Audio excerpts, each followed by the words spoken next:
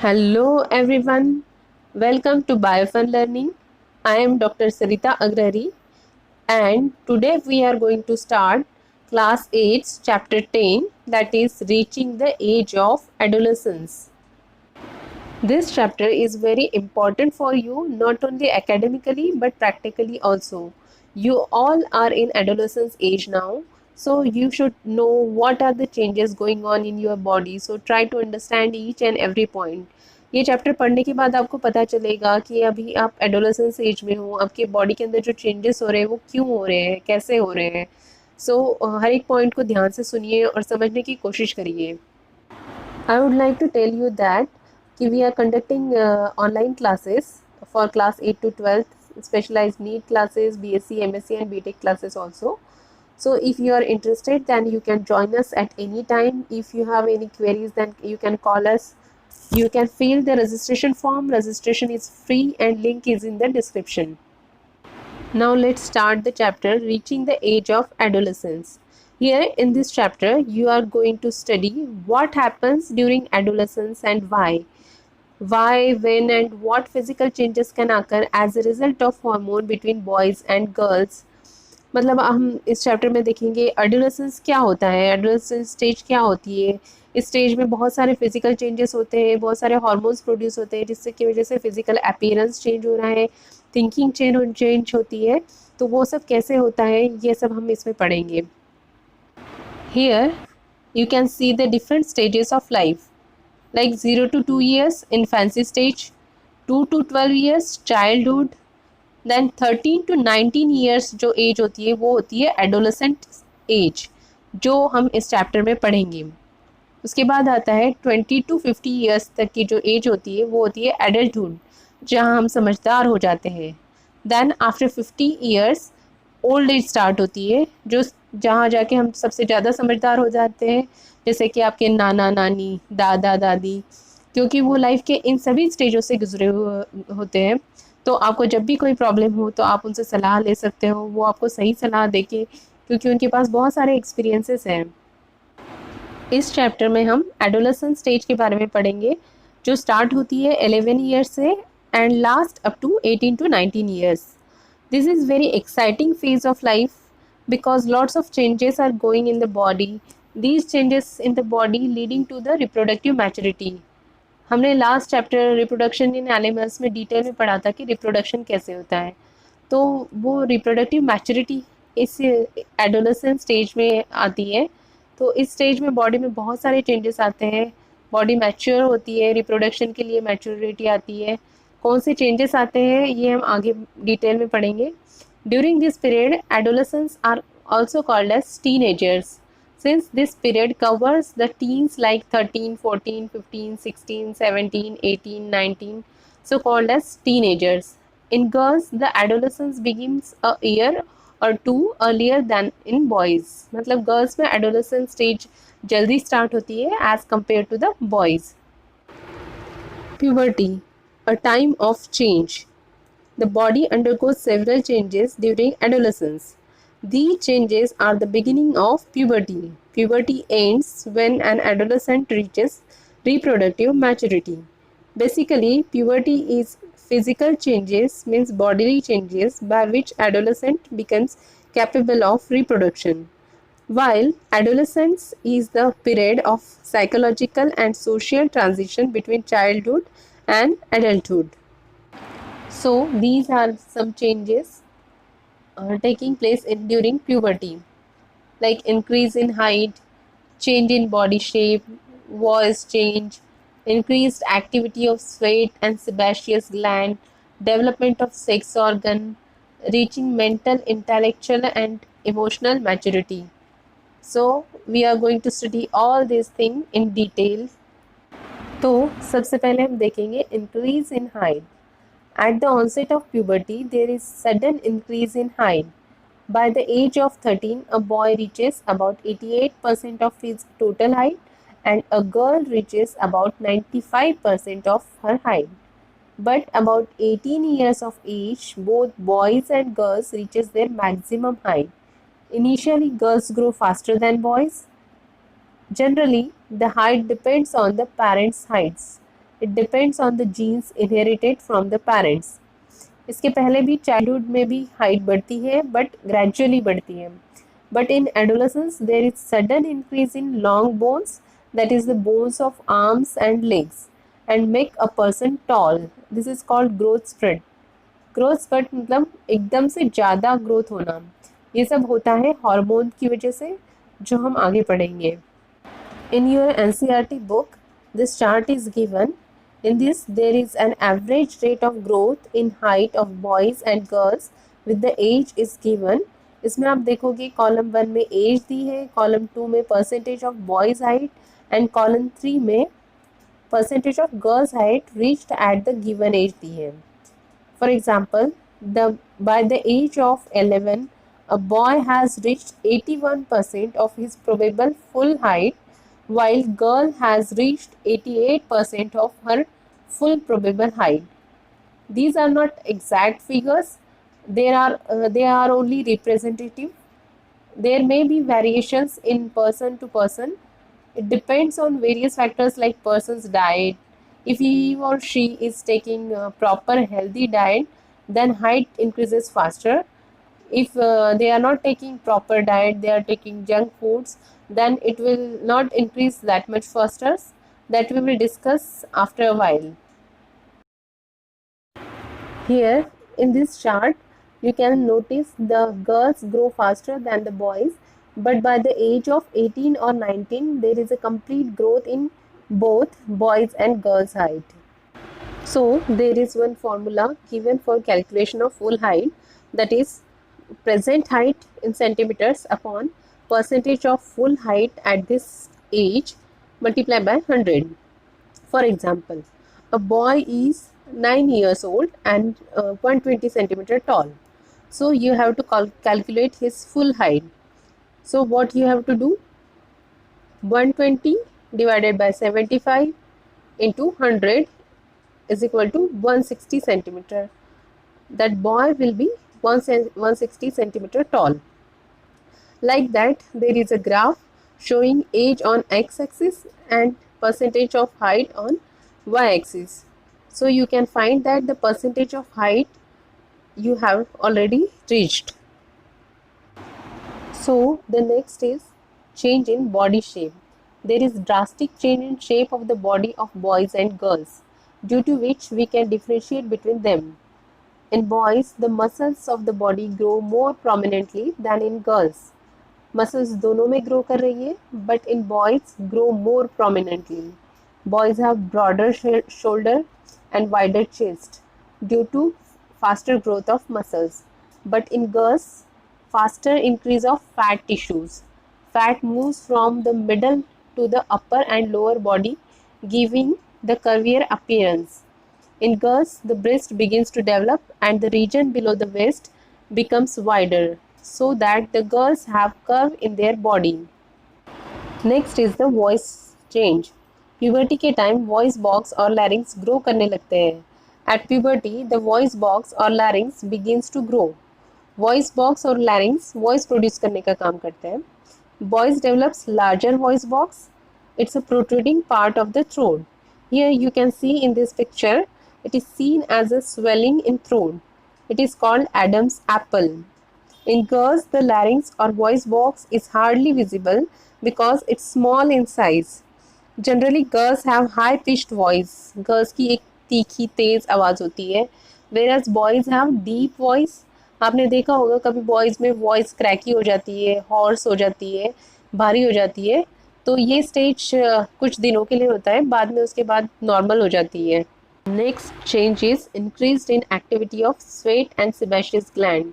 Puberty के time sweat and sebaceous gland का secretion बढ़ जाता है. सेबेशियस ग्लैंड को ही ऑयल ग्लैंड भी कहते हैं. स्वेट एंड सेबेशियस ग्लैंड या oil gland release there secretion through ducts. Ducts means नली या पाइप.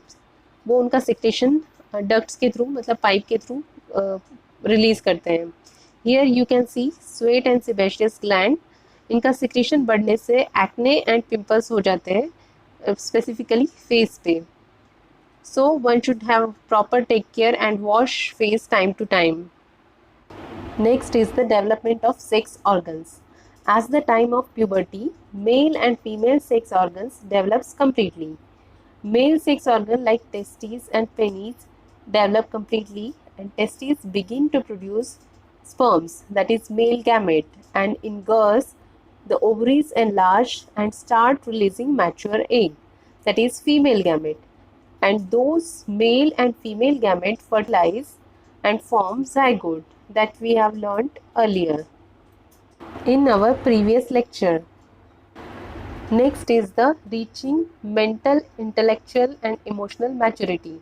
देखिए, प्यूबर्टी के टाइम फिजिकल चेंजेस तो होते हैं, लेकिन उसके साथ साथ मेंटल एंड इमोशनल भी चेंजेस होते हैं. मेंटल मैच्योरिटी आती है means it is the time when brain has the greatest capacity for learning. Brain की लर्निंग कैपेसिटी बहुत बढ़ जाती है. Next is the intellectual maturity. They become more independent, self-conscious, means they become more choosy what they are wearing, how they are looking, and their way of thinking changes. Next है emotional maturity. So by all these physical and mental changes, sometimes they may feel insecure while adjusting these changes in the body and mind. But these changes are natural part of growing up. So need not to worry about that, it's a natural. अभी तक हमने study किए हैं puberty में जो primary changes होते हैं वो, और हम स्टडी करेंगे changes in the secondary sexual characteristics during puberty. These are controlled by sex hormones. They are certain characters by which male and females are distinguished. Let's see what are these characters. In boys, hair begins to grow on face and they develop beard and mustaches. Hair also grow on their chest and underarms and in the region above the thighs, that is pubic region. In boys, testes start to produce sperms, that is male sex gametes that we have already learned. In girls, their breast and mammary gland, means milk producing glands, develop. Hair grows in the armpit or underarms and in the region above the thighs, that is the pubic region. Ovary starts to produce mature eggs, and at this stage menstrual cycle starts. In menstrual cycle there is 3 to 5 days vaginal bleeding. जब egg fertilize नहीं होता तब egg और uterus के अंदर की बाकी vessels, blood vessels rupture हो जाती है, टूट जाती है और वेजाइनल ब्लीडिंग होता है 3 to 5 डेज के लिए. उसे हम मेंस्ट्रुअल साइकिल कहते हैं. We will discuss it in detail after a while. These changes are controlled by chemical substance called hormones produced by endocrine gland. अब यहाँ आपको पता होना चाहिए एंडोक्राइन ग्लैंड क्या होती है. ग्लैंड्स क्या होती है? ग्लैंड्स एक इम्पॉर्टेंट ऑर्गन और ग्रुप ऑफ सेल्स होता है जो पूरे बॉडी में होता है. ग्लैंड्स कोई सब्सटेंस रिलीज करते हैं जो कोई स्पेसिफिक फंक्शन परफॉर्म करते हैं. There are 2 types of glands, endocrine gland and exocrine gland. Endocrine gland are ductless gland, means ducts नहीं होती है उसमें. duct means नली या pipe. They are ductless gland, means उसमें डक्ट या पाइप नहीं होता है. तो ये एंडोक्राइन ग्लैंड जो भी प्रोड्यूस करती है, जो भी सब्सटेंस प्रोड्यूस करते हैं वो डायरेक्टली ब्लड स्ट्रीम में रिलीज करती है. दे सिक्रीट और रिलीज हार्मोन्स. हार्मोन्स एक केमिकल सब्सटेंस होता है, वो डायरेक्टली ब्लड में रिलीज करते हैं, like testosterone, estrogen. And next is the exocrine gland. Exocrine gland produces other substance other than hormones like enzymes that are released through the ducts to the exterior or outside the body, such as saliva, tears, sweat. Sweat gland release करती है sweat through the duct. So as you know, these secondary sexual changes are controlled by chemical substances called hormones produced by endocrine glands. Male hormone which controls secondary sexual character is known as testosterone. It is produced in the testes. The female hormone which controls the secondary sexual character is called estrogen. It is produced in the ovary. The production of these hormones, testosterone in male and estrogen in female, is controlled by another gland, that is pituitary gland. Pituitary gland brain के पास में होती है. मतलब testis को testosterone कब produce करना है ये पिट्यूटरी ग्लैंड बताता है. लाइक दैट ओवरीज को एस्ट्रोजन कब प्रोड्यूस करना है ये भी पिट्यूटरी ग्लैंड ही बताता है। पिट्यूटरी ग्लैंड ही सबको कंट्रोल करता है, तो पिट्यूटरी ग्लैंड को ही हम मास्टर ग्लैंड भी कहते हैं। So what is the influence of estrogen on female body? Estrogen is a female sex hormone. वो क्या करता है? ब्रेस्ट ग्रो करता है, प्यूबिक हेयर ग्रो होती है, आर्मपिट हेयर ग्रो करता है, waist becomes wider, mammary glands that is milk secreting glands develop inside the breast. ये सारे चेंजेस होते हैं फीमेल में। एंड इन मेल टेस्टोस्टेरॉन जो मेल सेक्स हार्मोन होता है वो क्या करता है? बॉडी हेयर्स ग्रो करता है, बियर्ड मुस्टैचेस आती है, chest and shoulder becomes wider, muscle growth increase होती है, hairs on chest, armpit and pubic region, voice change होती है। ये सब कंट्रोल करता है hormones. Role of hormones in initiating reproductive function. यहाँ आप देख सकते हो इस पिक्स में पिट्यूटरी ग्लैंड, जिसे हम मास्टर ग्लैंड भी कहते हैं, जो ब्रेन के पास होती है, वो स्टिमुलेट करती है। स्टिमुलेट करती है मतलब प्रोत्साहित करती है, प्रमोट करती है। किसको प्रोत्साहित करती है या किसको स्टिमुलेट करती है? वो मेल्स में टेस्टीज को स्टिमुलेट करती है to produce hormone testosterone at the onset of puberty. मतलब जैसे ही प्यूबर्टी स्टार्ट होगी तो टेस्टिस टेस्टोस्टेरॉन प्रोड्यूस करना शुरू करेगी। Like that in ovaries in female to produce estrogen at the onset of puberty. Female में ओवरीज एस्ट्रोजन प्रोड्यूस करना शुरू करेगी जैसे ही प्यूबर्टी स्टार्ट हो जाएगा। As you know, these are the ductless gland, so they produce hormones directly in the bloodstream. Reproductive phase of life in humans. As we have already learned in our last lecture, that is reproduction in animals. What is reproduction? Reproduction means to reproduce, मतलब अपनी तरह की ही offsprings या young ones produce करना. That capacity for reproduction starts at puberty, when their testes and ovaries begin to produce gametes. The capacity of production of gametes lasts for much longer time in males than in females. In females, the production of gametes starts earlier than in males. The age of 10 to 12 years and lasts up to the age of 45 to 50 years. In females, the ovary produces one egg or ovum every month and is released by one of the ovaries once in about 28 to 30 days. आप जानते हो female में pair of ovaries होती है। ये सब हमने last chapter में भी पढ़ा है। अगर आपने वो वीडियो नहीं देखा हो तो आप ज़रूर देखिए, तभी आपको ये सब चीज़ें समझ आएगी। तो जो पेयर ऑफ ओवरीज होती है, पेयर मीन्स टू, जो दो ओवरीज होती है उनमें से एक ओवरी हर मंथ 28 टू 30 डेज़ के बाद एक एग या ओवम रिलीज़ करती है। मान लो अगर जनवरी में लेफ्ट ओवरी ने एक एग रिलीज़ किया हो तो फरवरी में राइट ओवरी एग रिलीज़ करेगी। During this period walls of the uterus becomes thick so as to receive the egg. In case it is fertilized with male gamete that is sperm, तो क्या होगा? zygote बनेगा, fetus develop होगा, pregnancy होगी and baby form होगा. But if fertilization does not occur, then the released egg and the thickened lining of uterus along with blood vessels are shed off. Due to this, there is vaginal bleeding in females for about 3 to 5 days.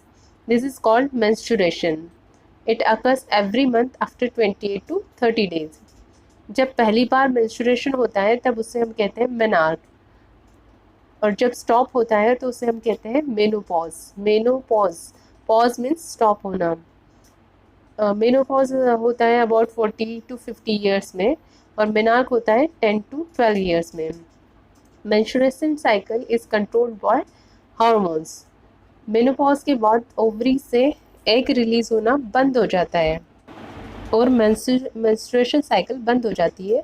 उसके बाद reproduction नहीं हो पाता क्योंकि female gametes बनना बंद हो जाते हैं। How is the sex of the baby determined? Generally society में मानना होता है कि बेबी के सेक्स के लिए फीमेल रिस्पॉन्सिबल होती है, but it is completely wrong. Baby के सेक्स के लिए वो बॉय होगा या girl, it is totally depend on fathers chromosome. Means father is responsible for babies sex. वो कैसे होता है हम आगे देखते हैं। हमने सेल चैप्टर में पढ़ा है सेल की आउटरमोस्ट लेयर होती है प्लाज्मा मेम्ब्रेन और सेल मेम्ब्रेन। उसके अंदर होता है jelly like fluids that is cytoplasm. Plasm में प्रेजेंट होता है न्यूक्लियस। न्यूक्लियस में होते हैं क्रोमोसोम्स। ह्यूमंस में न्यूक्लियस में 23 पेयर्स ऑफ क्रोमोसोम्स होते हैं। 23 pairs, pairs means 2, 23 pairs means 46 chromosomes होते हैं। उसमें से 2 chromosome means one pair are sex chromosomes named as X and Y। बाकी जो 22 पेयर्स मीन्स 44 क्रोमोसोम्स होते हैं वो मेल और फीमेल में सेम होते हैं, क्योंकि मेल और फीमेल का स्ट्रक्चर ऑलमोस्ट सेम होता है। Same eyes, same ear, same nose, same internal organs, बाकी सारी चीज़ें सेम होती हैं। फीमेल में 2 एक्स क्रोमोसोम्स होते हैं, while in male there is 1 X chromosome and 1 Y chromosome. सिर्फ एक पेयर ऑफ क्रोमोसोम्स अलग होते हैं, वही डिसाइड करते हैं बेबी बॉय होगा या गर्ल। उसी के कारण सेक्सुअल ऑर्गन्स भी अलग होते हैं। Sex of the boy is determined by the chromosome present in the sperm. The sperm and the egg have 1 pair of chromosome.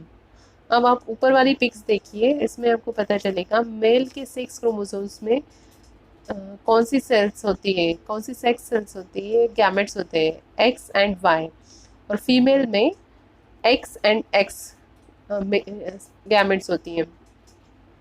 अगर मेल का एक्स क्रोमोसोम फीमेल के एक्स क्रोमोसोम के साथ फ्यूज हुआ तो क्या होगा, एक्स एंड एक्स बनेगा। और एक्स एक्स किसका क्रोमोसोम होता है, फीमेल का। तो इसका मतलब है कि बेबी जो होगा वो गर्ल होगी। और अगर मेल का वाई क्रोमोसोम फ्यूज होता है फीमेल के एक्स क्रोमोसोम के साथ तो बेबी बॉय होगा, क्योंकि एक्स वाई मेल का क्रोमोसोम होता है। तो इसका मतलब ये हुआ कि बेबी का सेक्स के लिए फादर रिस्पॉन्सिबल होते हैं। कई बार ऑर्थोडॉक्स सोसाइटी में कहते हैं mother is responsible for baby sex. अब आप जान चुके होंगे कि कैसे होता है। अब हम पढ़ेंगे hormones other than sex hormones.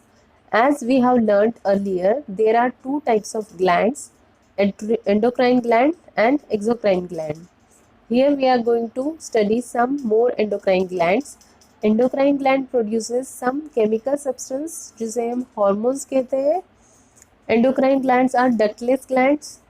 Duct नहीं होता है means पाइप नहीं होता है, नली नहीं होती उसमें। They releases hormones directly into the bloodstream. Main endocrine glands are pituitary gland, thyroid gland, adrenal gland, pancreas, testes and ovary.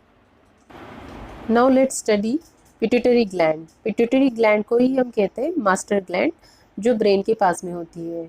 It controls the production of hormones of testes and ovaries. Means अगर pituitary gland stimulate करेगी, signals देगी testis को, तभी testis testosterone को produce करेंगी boys में। And in case of girls जब pituitary gland ovaries को सिग्नल करेंगी या स्टिमुलेट करेगी तभी ओवरीज एस्ट्रोजन प्रोड्यूस करेगी। Next is thyroid gland. It produces thyroxine. उसकी डिफिशियंसी से गॉइटर होता है, means swelling in throat. Next is adrenal gland. It produces adrenaline hormone.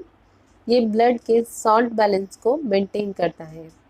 जब कोई गुस्सा होता है या वरीड होता है तब ये स्ट्रेस को मैनेज करने में हेल्प करता है। Next is pancreas. Pancreas produces hormone insulin, और इंसुलिन की डिफिशियंसी से डायबिटीज़ होता है। उसके बाद है testis in male. It produces testosterone hormone which controls production of male gametes and sperms and secondary sexual characters in male. Ovaries in female, it produces estrogen hormone which controls production of female gamete, that is egg, and secondary sexual character in female. तो अभी तक हमने role of hormones in humans पढ़े। अब हम पढ़ेंगे role of hormones in completing the life history of insects and frog. We have already learned the life cycle of silk moth and frog. In them, the change from larva to adult is called metamorphosis, that you all know very well. Metamorphosis in insect is controlled by insect hormone, and in frog it is controlled by thyroxine. thyroxine hormone is produced by thyroid gland so that it requires iodine in water. If the water in which tadpoles are growing does not contain sufficient iodine, then the tadpoles cannot grow to become adults. So they requires iodine in water to grow to become adult. Now let's study reproductive health. Body को healthy बनाने के लिए आपको balance diet लेना होगा, personal hygiene का ध्यान रखना होगा, फिजिकल एक्सरसाइज करनी होगी। देखो इस स्टेज में मैक्सिमम ग्रोथ हो रही है, बॉडी में बहुत सारे फिजिकल एंड मेंटल चेंजेस हो रहे हैं। मान लो एड्रेनालिन लेवल बढ़ रहा है, गुस्सा आपको बहुत आ रहा है, तो आपको सॉल्ट बैलेंस रखना पड़ेगा। इसी तरीके से आपको बाकी के हार्मोन्स को भी बैलेंस रखना होगा। डाइट में न्यूट्रिएंट राइट अमाउंट में लेना पड़ेगा, मतलब बैलेंस डाइट लेनी होगी।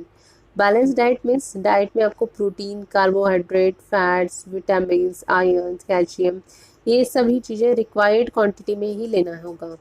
उसके लिए आप मिल्क ले सकते हैं, fruits, vegetables, pulses, nuts, jaggery, amla, meat, eggs, ये सब चीज़ें ले सकते हैं। Don't take junk food. Next, personal hygiene. आपको पर्सनल हाइजीन का भी ध्यान रखना है, मतलब 2 बार ब्रश करना है आपको, सुबह में और रात में। रोज़ नहाना है, खाना खाने के पहले हाथ धोना है, खाना खाने के बाद में हाथ धोना है, अपने आसपास सफाई रखना है। अगर आप ऐसा नहीं करोगे तो बैक्टीरियल इन्फेक्शन हो सकता है और बीमार हो सकते हैं। और रेगुलर फिजिकल एक्सरसाइज करनी है, like playing outdoor games like basketball, football etcetera. Cycling कर सकते हो, स्कीपिंग कर सकते हो, योगा कर सकते हो, रनिंग कर सकते हो। अगर हम एक्सरसाइज नहीं करेंगे तो फैट डिपोजिशन होगा और हम मोटे होंगे, और जब एक बार ओबेसिटी बढ़ जाती है तो फिर बहुत सारे डिजीजेस हो सकते हैं, लाइक बीपी, डायबिटीज़ एक्सेट्रा। तो हमें इन सब चीज़ों का ध्यान रखना है, बैलेंस डाइट लेनी है, पर्सनल हाइजीन का ध्यान रखना है, फिज़िकल एक्सरसाइज करनी है। उसके अलावा हमें 8 आवर्स की स्लीप लेनी है, और हमें आदत डालनी है, जल्दी सोना है, जल्दी उठना है। Say no to drugs, this is very important point, listen it carefully. Adolescence एक एज है जिसमें बहुत सारे चेंजेस हो रहे हैं, बॉडी में, माइंड में बहुत सारे चेंजेस हो रहे हैं। At this age some boys and girls feel insecure, तो उस टाइम उन्हें कोई बताता है कि आप ड्रग्स ले लो, आपको अच्छा फील होगा। But strictly say no to these drugs, drugs are addictive. If you take them once, you feel like taking it again and again, and they harm your body for long run. They ruin your health and happiness. You might have heard AIDS. AIDS is a dangerous disease caused by HIV virus. It spread from an infected person to a healthy person by sharing syringe used for infected drugs. It is also transferred from mother to child through her milk, and also by sexual contact.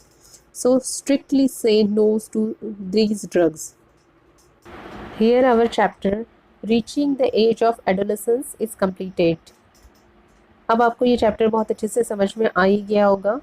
नहीं आया तो आप backward जाके फिर से सुनिए और समझने की कोशिश कीजिए। अगर कोई क्वेरीज हो तो आप कमेंट सेक्शन में ज़रूर लिख सकते हैं।